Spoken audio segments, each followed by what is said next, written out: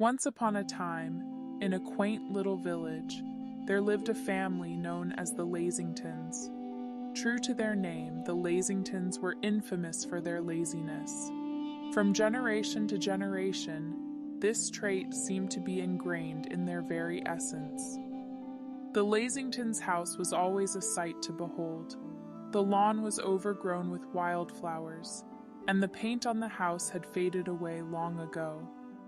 The windows were often left open, inviting dust and leaves to scatter across the floors. Inside, you would find the family members lounging around, always looking for ways to avoid any strenuous activity. The head of the Lasington household was Henry Lasington. He was a stout man with a perpetual slouch and a love for his worn-out armchair. His favorite pastime was dozing off in front of the television, with the remote control resting on his belly. If he wasn't watching TV, he could be found napping on the couch, snoring away. His wife, Martha, was no different. She would spend her days reading romance novels and sipping tea, leaving the household chores undone. The laundry would pile up and dishes would accumulate in the sink. But Martha couldn't be bothered. She firmly believed in the philosophy that tomorrow is another day. The Lasington children, Peter and Lily, had inherited the laziness gene as well. They often skipped school whenever they could, and their room was a chaotic mess of toys and clothes strewn about. The only time they ever ran was when the ice cream truck passed by their house, and they sprinted to catch it before it disappeared. Their laziness even extended to their meals. They preferred ordering takeout rather than cooking, as it required the least effort. Pizzas, burgers, and fries became their staple diet. They avoided any form of exercise and scoffed at the idea of going for a walk or participating in sports. As the years went by, the Lasingtons' reputation for laziness spread far and wide. The villagers would shake their heads in disbelief, wondering how such a family managed to survive with their aversion to work. One day, a curious event shook the village.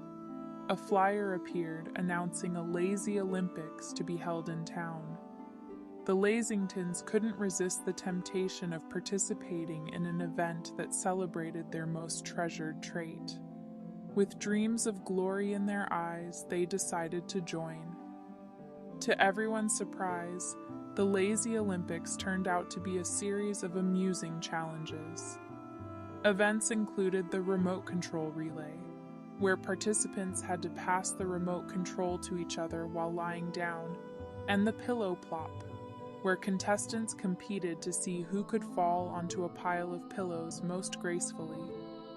Despite fierce competition, the Lasingtons emerged victorious in several events, proving that laziness could indeed have its moments of triumph.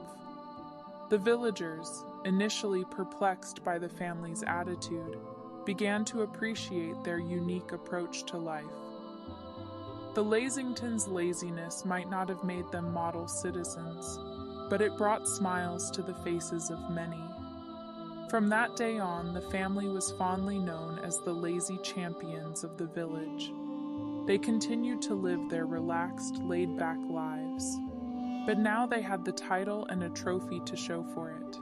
And so, the tale of the Lasingtons, the lazy family, became a legendary story in the village, reminding everyone that sometimes a little laziness could be an extraordinary thing, especially when embraced with a sense of humor and a dash of eccentricity.